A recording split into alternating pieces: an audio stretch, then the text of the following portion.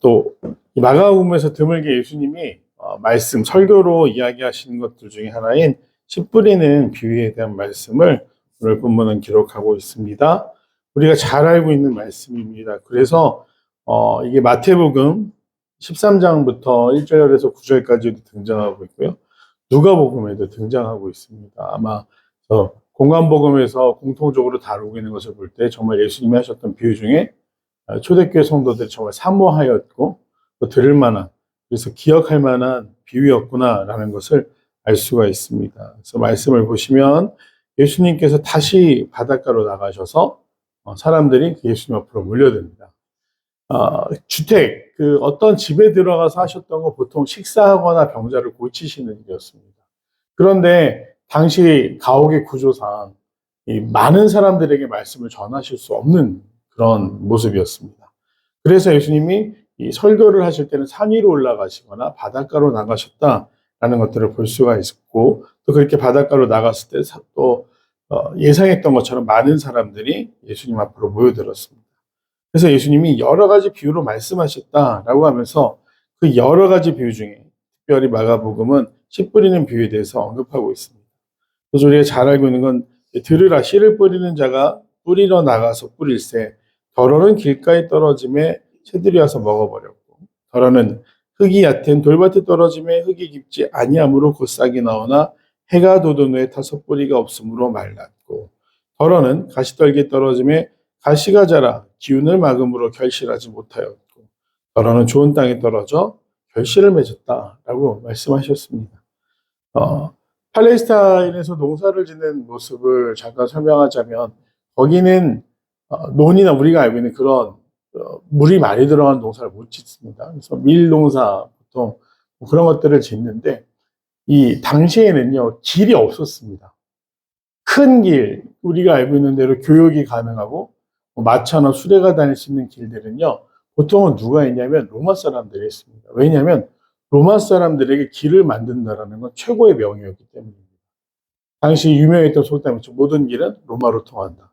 그래서 로마의 유력한 정치인들은 빚을 내서라도 이 로마까지 가는, 특별히 이제 가까운 길은 가도라고 했고 지방에서부터 이어지는 길들을 만들 때 그 길이 만들어지면 누구누구의 길에서 자신의 이름을 붙이는 걸 굉장히 영광스럽게 여겼다고 합니다. 그래서 뭐 큰 길 외에는 작은 길들은 보통 어떻게 생겨나는가? 동네 사람들이 하도 그곳으로 다녀서 이렇게 다져지는 땅들을 의미합니다. 당연히 농사를 지으러 나가는 그 길에도 농사에 짓기 적합한 땅이 있으면 그곳을 수많은 사람들이 다니면서 생겨난 그런 길들이 있다는 거죠. 그래서 뿌리러 나가서 어떻게 파종을 하냐? 보통 나귀에 씨앗 주머니를 싣고 나가서 이렇게 뿌리거나, 아니면 나귀가 없는 사람들은 성화에 나오는 것처럼 옆으로 매는 그런 가방 같은 곳에 씨앗을 넣고 던지듯이 파종을 했다고 합니다. 그러다 보니까 밭에만 떨어지는 게 아니라 튕겨져 나가 길가에 떨어지기도 하고, 여러 가지 모습들. 당시 이 설교를 듣는 사람들에게 우리가 씨를 뿌리러 나가서 어떻게 하지? 그 모습이 이제 그려지는, 아주 당시 사람들이 이해하기 쉬운 비유로 말씀하신 거죠. 그래서 이 씨앗을 뿌리는데, 근데 아마 사람들은 처음에는 의아했을 겁니다. 갑자기 이제 시원한, 우리가 흔히 요새 말하는 사이다 발언을 듣고 싶어서 나갔는데 왜 농사 얘기를 하시지? 그렇게 생각했을 것입니다.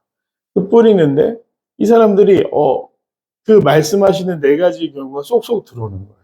맞아, 길가에 떨어지면 새들이 옆에 막 내려앉아서 쪼아먹는 그 모습을 상상하기도 하고, 또 이게 팔레스타인 지역이 돌이 많다 보니까 그 농사 짓기 적합한 땅, 즉 일교차가 커서 땅이 습기를 머금은 그런 땅 가운데 이 돌 사이에 떨어지면 낮에는 따뜻하고 뭐 이러니까 이게 온실 효과처럼 싹이 금방 난다고 합니다.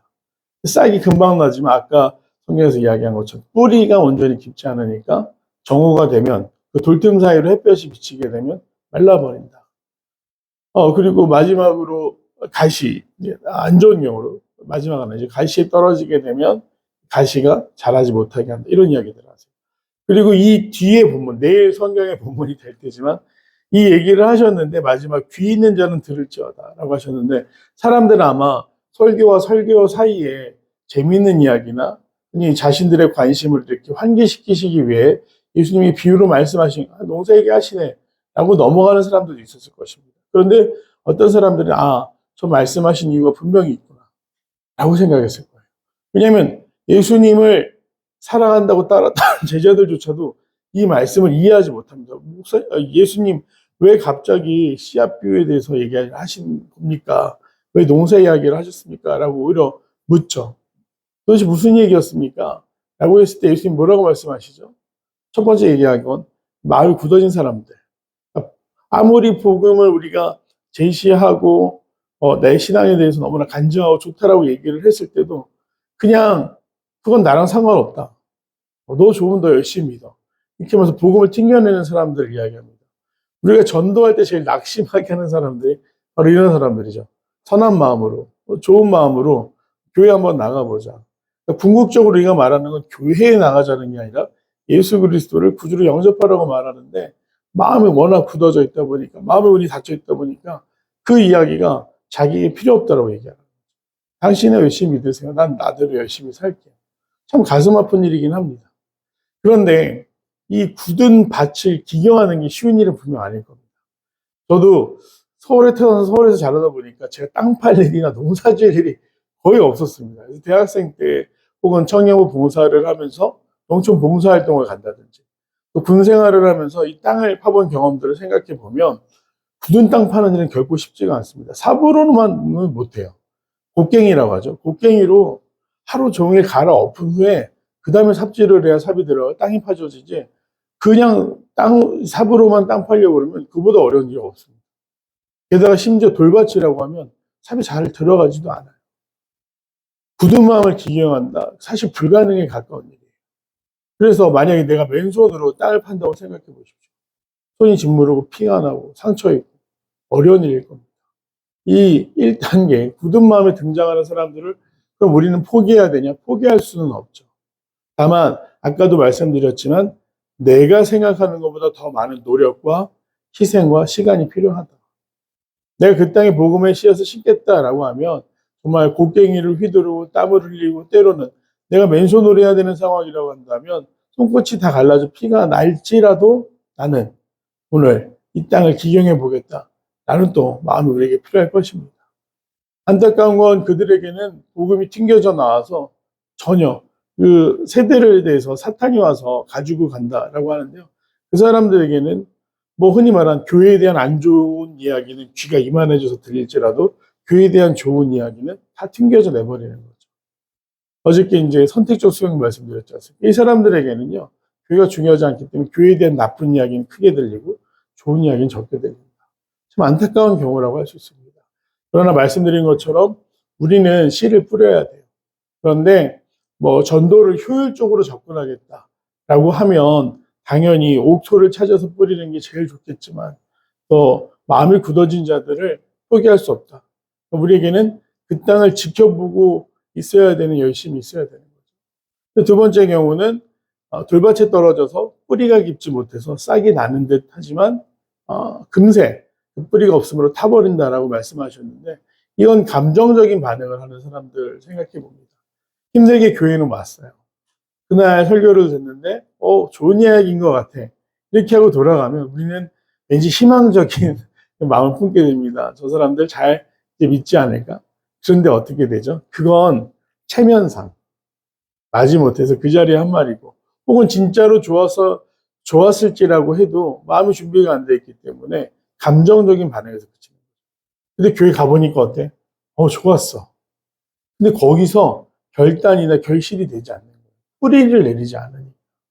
왜 이럴까? 아까도 말씀드린 것처럼 이 사람 마음 가운데는 여전히 자기가 중요하게 생각하는 일들이 돌덩이들처럼 더 크게 굳어진 상태로 있는 거죠. 그러다 보니까 저희는 주일이라고 표현하지만 그 사람들의 입장에서 일요일이라고 하는 시간은 어떻습니까? 자야 돼요. 실컷 잡니다. 그 다음에 뭐 하죠? 뭔가 자기의 여가를 즐기고 마음을 즐겁게 하는, 눈을 즐겁게 하는, 입을 즐겁게 하는 일을 하고 싶은 거예요. 그렇게 합니다. 그리고 돌아와서 뭐 하냐? 예전에 개그 콘서트라는 프로그램 아시죠? 요새 다시 시작해서 이제 요새 초등학생들한테 엄청난 인기가 있더라고요. 근데 죄송합니다. 한 어떤 여자 개그맨이 나 혼자 산다라는 예능에 나와서 이 사람 분명 크리스찬이거든요. 기독교 방송에 나가서 간증도 하고 이런 사람인데 어떻게 하냐면 이렇게 텔레비전에 앉아서 맥주 캔이랑 자기가 좋아하는 야식을 시켜놓고 먹으면서 캬캬 이러고 있는 거지. 일주일의 마지막은 말하자면 그 개그 코스 빰빰빰 그 노래 나오면서 이게 이렇게 하면 내가 잘 살았다, 한 주를 잘 보냈다라는 생각이 든다는 거예요. 정말로 많은 사람들이 그거에 공감했을 거예요. 근데 저는 좀 속상하더라고요. 이 사람이 분명히 믿음의 사람인데 한 주란 시간을 뭐 바쁘게 굉장히 그 한때 이제 상한가를 찍었던 개그맨이었기 때문에 한 주를 바쁘게 지냈다라는 거, 열심히 살았, 자기한테 뭔가 보상하고 싶은데 그게 텔레비전을 보면서 자신만의 시간을 갖는다. 그건 저는 나쁘진 않다고 생각을 해요. 근데 그 방법에 있어서, 우리가 흔히 얘기하는 뭐 기도라든지, 자기의 어떤 신앙적인 모습이 아니라 세상 사람들하고 하나도 구별이 안 돼요. 그리고 이제 제일 저를 불편하게 했던 그 맥주캔, 캬캬 거리는 모습이었어요. 안타깝다. 저 사람도 분명히, 천성을 향해 가는 여정 중에 있는, 사람은 맞지만, 모습에 조금 더 성숙함과 훈련됨이 있었으면 어떨까. 그런 생각을 해본 거죠. 돌이 가득하다라는 건 그런 거예요. 여전히 내가 중생하지 못했습니다. 내가 중요하게 여기는 일들이 가슴 속에 있다 보니까, 좋아. 맞아. 이 말씀대로 살아봐야지 하지만 돌아서면 잊어버리는 거예요. 안타까운 일이죠. 그럼 어떻게 해야 되느냐? 이 사람들에게는 그 곡괭이와 같이 때로는 아프지만 힘들지만 파고 들어와서 그 돌멩이들을 거두어내는 작업들이 필요한 거예요. 제가 청년 생활하면서 제일 안타까웠던 경우는 이 청년들이 잘 교회를 나오다가 신앙이 뜨뜨미지근해지는 때가 있는데 두 가지 경우더라고요. 하나는 아르바이트 때문에, 하나는 연애를 하는 경우. 네. 근데 심지어 연애를 하는데 교회 안에서 하면 그나마 나지만 교회 밖에서 하는 연애를 하게 되면 주일이라는 시간을 온전히 잘 지키지 못하는 모습들을 보면서 정말 도시락 싸들고 다니면서 말리고 싶다라는 생각을 했었습니다. 그런데 뭐 그게 저는 하나의 과정이라고 생각을 해요. 그 당시에 말하자면 내가 교회 안에서 모태신앙으로 자라왔거나 어려서부터 믿어 자라왔지만 성인이 돼 보니까 자기 마음대로 하고 싶은 일들, 흔히 말하는 우리가 중생이란 온전한 경험이 필요한데 살다 보니까 나도 이렇게도 해보고 싶어 저렇게도 해보고 싶어라는, 온전히 그게 기경이 되지 아니면 훈련이 되지 않으면 버릴 수 없는 분명히 자신만의 욕심 같은 것들이 있습니다. 그래서 안타깝게도 이때 만약에 이 사람이 예수님과 멀어지는 듯한 모습을 보인다고 해서 우리가 포기하면 소망이 없는 거죠. 앞에서 말한 거, 그다음에 뒤에 돌밭까지는 정말로 시간이 많이 걸립니다. 기다려줘야 되고요. 이해해줘야 되고, 또 그들이 준비된 분명히 하나님의 부르심 가운데 있다 그러면 우리가 선택과 애정을 믿지 않습니까? 하나님의 계획 가운데서 언젠간 돌아온다 라는 마음으로 기다려야 된다는 거죠. 참 쉽지 않은 일이기는 합니다. 네, 그리고 또 예수님께서 말씀하시는 게 가시밭이 등장을 해요. 이 자라는데 어느 순간인가 그 가시가 더 자라지 못하게 기운을 막아서 자라지 못하는 경우가 있다. 이 자라지 못하면 열매를 맺을 수도 없습니다. 근데 대부분의 교회 문턱만 우리가 흔히 말하는 썬데이 크리스찬이라는 상태를 보면 뜨뜻미지근하죠. 헌금도 하고 뭐 봉사까지는 아니지만 하여튼 교회에 굉장히 호의적인 마음으로 신앙생활을 하는 듯 보여요. 그런데 그게 전부인 거죠. 제가 개척하기 전에 이제 부목설이 있을 때는 주일에 끝나면 성도들이 나가실 때 인사를 하지 않습니까? 그러면 두 부류. 하나는 오늘 은혜 받았습니다. 너무 좋았습니다. 그래서 어떻게든 목사님이랑 저 왔어요라고 표현하고 싶어 하시는 분들이 있어요. 보통 항존직 뭐 봉사자들은 그러십니다. 근데 아직 신앙에 이 깊이가 없는 분들 분명히 교회는 열심히 오시는데 끝나면 어떻게든 목사님이랑 눈 안 마주치고 이렇게 목례만 하면서 빨리 나가시기 원하는 분들이 있어요. 희한해요. 왜 그러지? 굳이 피할 것까지는 없는데 분명히 나는 저 사람이 계단을 내려오고 오는 걸 보거나 온 걸 봤는데 왜 저렇게 급하게 나갈까 도망치듯이 마치 어떤 내가 의무로 해야 되는 뭔가를 하고 빠져나가는 듯한 모습들. 그래서 누가 볼 때 그러니까 한마디로 한 발은 세상에 한 발은 교회에 걸쳐놓은 상태로 살다 보면 그런 거죠. 열매가 없어요. 선한 영향력이 없습니다. 그냥 휩쓸려 가기 십상이에요. 세상 사람들이 이렇게 하면 거기에 동조합니다. 사람들, 하나님보다 아직까지도 사람들의 시선이 두려운 상태로 살아가죠. 그러나 아까 말씀드린 것처럼 옥토가 있기 때문에 사실 그 세 가지 경우에 자라지 못하게 하는 그 땅들 때문에 우리가 낙심할 게 아니라 옥토는 어떻게 되느냐? 30배, 60배, 100배. 그 땅의 상황과 뭐 조금 그 컨디션에 따라 다르겠지만 열매 맺는다. 성과를 이룬다. 하나님의 나라를 확장시킨다. 라고 볼 수가 있는 것이죠. 그래서 이걸 그냥 무슨 교회가 경영학적으로 우리 옥토만 찾아다니면서 좋은 사람들, 이 복음을 받아들이는 만한 사람들에게 씨앗을 뿌려야 된다. 그런 예수님이 그런 의도로 절대 말씀하셨을 리가 없죠.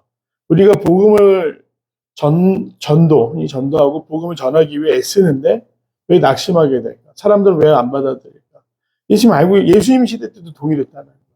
모든 사람이 복음을 기쁨으로 받는 것도 아니고 믿음으로 열매 맺는 삶을 사는 것도 아니다. 그렇기 때문에 낙심하지 말라라고 전도를 하면서 또 하나님의 나라를 확장시키면서 우리는 우리도 모르는 사이에 어떤 결과 중심적인 그 사역을 하고 싶어 해요. 그런데 그게 내 마음대로 안 되는 이유는 내가 능력이 없어서가 아니라 다양한 마음의 맛이 존재한다. 그리고 만일 저는 거기서 한 단계 더 나갔으면 하는 거죠. 우리가 앞서 예수님께서 언급하신 굳은 마음이나 돌밭이나 가시밭 누군가 흔히 우리가 농부 되신 하나님을 이야기하지만 하나님이 기경에 내시면은 그들도 옥토가 될 수 있는 거죠. 제가 굉장히 그 인상적으로 읽었던 소설 중에 일본의 이제 사무라이라고 하죠. 미야모토 무사시라는 사람이 있습니다. 최고의 검객으로 알려진 사람이에요. 근데 이 사람이 단순히 칼싸움이 아니라 인생의 목적은 무엇이지, 돈은 무엇인지 굉장히 그 열망이 있었던 사람이에요. 그래서 내가 왜 살지 이거에 대해서 끊임없이 결국에 자기의 정체성은 칼을 쓰는 거다라고 하지만 이 사람이 고민하는 가운데 한 산에 있는 마을에 들어가서 잠시 생활을 하게 됩니다. 그러니까 속세를 떠난 거죠. 거기서 뭘 배웠는지 아십니까? 이 사람이 칼 쓰는 거 훈련한 게 아니라요. 농사를 배웁니다. 그리고 오늘 성경에 나오는 것과 비슷한 상황이 나와요. 아무리 물을 채우고 농사를 지으려고 해도 땅이 그 물을 머금지 못하는 땅이 있다고 해요. 그래서 이게 내가 열심히 한다고 다 되는 게 아니구나. 그러면 이 땅이 물을 머금을 만한 땅은 뭘까? 라고 고민하고 또 흉년과 기근을 겪으면서 굶주림 속에서 이 사람이 깨달음을 찾아가는 과정이 나오는데 거기에서 나오는 모습이 꼭 성경에 나오고 있는 이 뷰와 비슷합니다.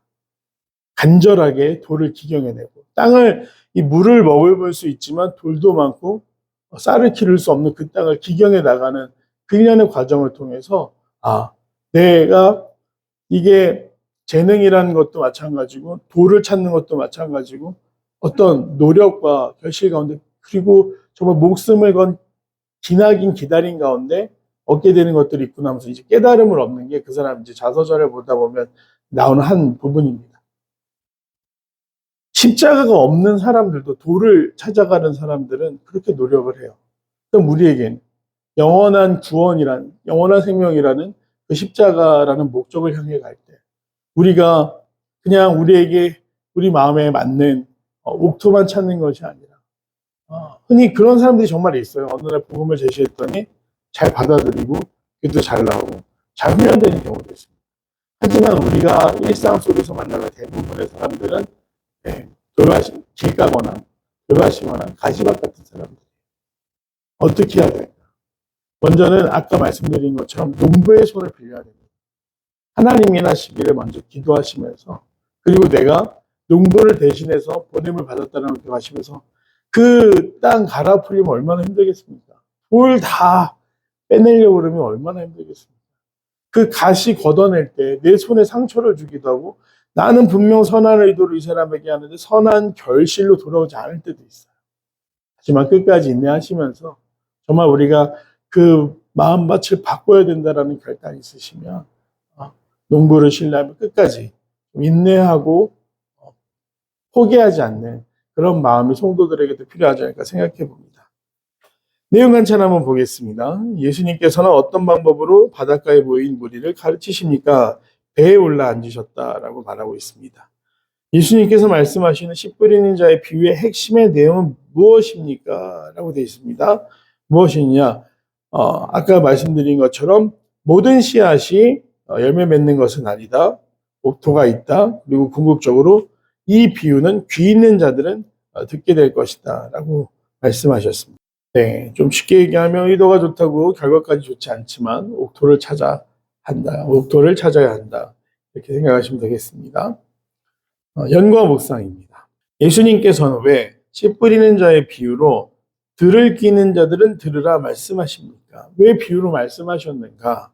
이 바리새인들하고 사두개인들의 적대감과 공격이 너무나 심해지시니까 예수님이 비유로 말씀하셨어요. 이것도 결국에는 하나님의 나라에 대한 내용입니다. 우리가 어떤 사람들이 하나님 나라의 백성이 될 건가? 그러니까 단순히 이걸 일일이 설명하다 보면 또 다른 저항에 부딪히시게 돼요. 그래서 예수님은 그 쓸데없는 논쟁과 저항을 피하시기 위해서 비유로 말씀하셨습니다. 그러니 이거 가지고 사두개인들이나 서기관들이나 율법학자들이 예수님에게 따질 수가 없는 거죠. 네, 농사 얘기하셨는데 나 농사 얘기했는데 이렇게 하시면 되니까. 네. 느낀 점, 씨 뿌리는 자의 비유를 통해 내 마음밭이 어떤 상태인지 확인하라는 말씀에서 무엇을 느낍니까? 저도 이건 항상 도전이 됩니다. 우리가 옥토인 줄 알았는데요. 기경 안 하면 어떻게 되죠? 네.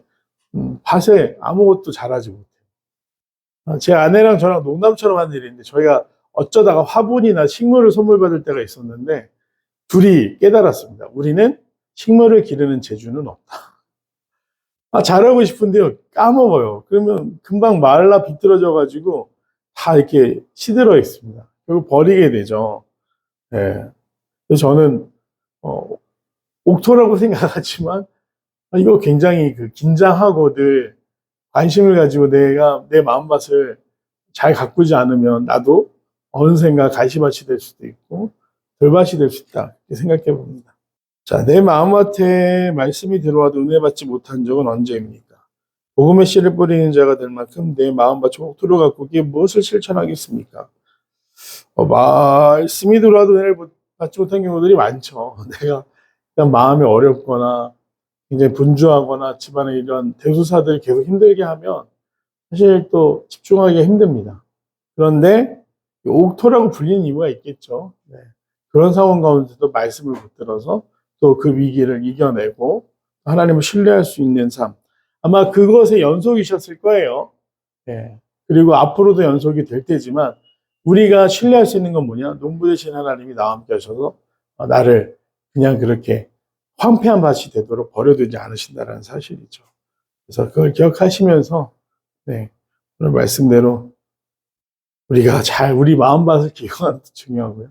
또 우리가 전달하기 원하는 열매 맺기 원하는 대상들을 바라볼 때 네, 인내의 시간이 필요하고 수고의 시간이 필요하다는 걸 기억하시면서 끝까지 포기하지 않으시는 더 필그림교 귀한 성도들이 되시길 간절히 소망합니다.